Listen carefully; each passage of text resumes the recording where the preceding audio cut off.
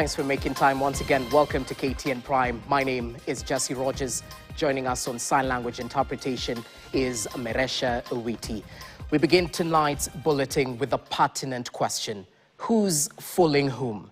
Deputy Inspector General of Police Eliud Lagat, at the center of a storm, is now denying he ever stepped aside from his role. This extraordinary claim of an 18-day leave directly contradicts his own statement from June 16th, indicating he was stepping aside, paving way for investigations into the controversial murder of Albert Ojwang. KTN senior political affairs reporter Daniel Kariuki begins our broadcast by unraveling this bewildering turn of events.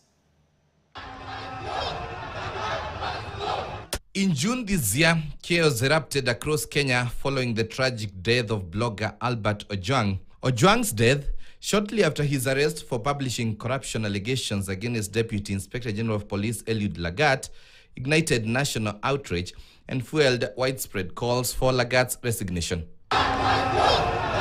Protests dominated the streets for days, demanding Lagat to step down. Amid the intense pressure, Lagat released a statement seemingly acceding to public demands. He said, and I quote, "I have today opted to step aside from the office of the Deputy Inspector General, Kenya Police Service, pending completion of investigations." He further added, "I undertake to provide any support that may be required of me during the investigations of the unfortunate incident." End of quote. Fast forward to July 22nd, in a dramatic twist, the embattled Deputy Inspector General has denied those allegations in court documents.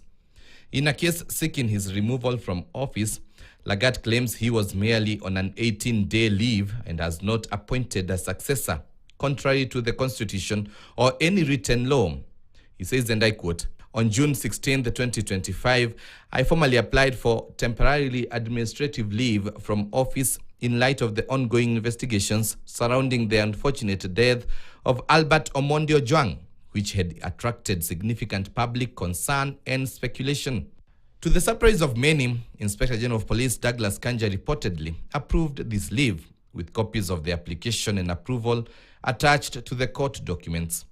Lagat further argues that there has been no misconduct on his part and that no disciplinary process has been initiated against him by the National Police Service Commission or any other body. Most interestingly, in the court papers seen by KTN, the DIG explains that his public statement was merely a communication of his temporary absence and a clarification to the public on the continuity of command within the service. Lagat is now pushing for the case against him to be dismissed, claiming it is premature, legally unfounded, disruptive to the operations of the service, and aimed at scoring populist rather than legal goals. This new development leaves Kenyans with more questions than answers. Was Lagat misleading the public with his initial statement about stepping aside? Was the public statement merely a tactic to cool the heightened tensions witnessed in June? And did Inspector General Kanja approve a leave while the DIG had publicly declared he was stepping aside? Kenyans are now closely watching Lagat's next move as this new twist deepens the controversy, raising serious questions about the transparency and accountability of top police leadership. Daniel Kariuki, KTN. Well, serious questions raised there by reporter Daniel Kariuki. Trust us to keep you updated on any developments on that particular story. Shifting focus now, Kenya's government is facing a firestorm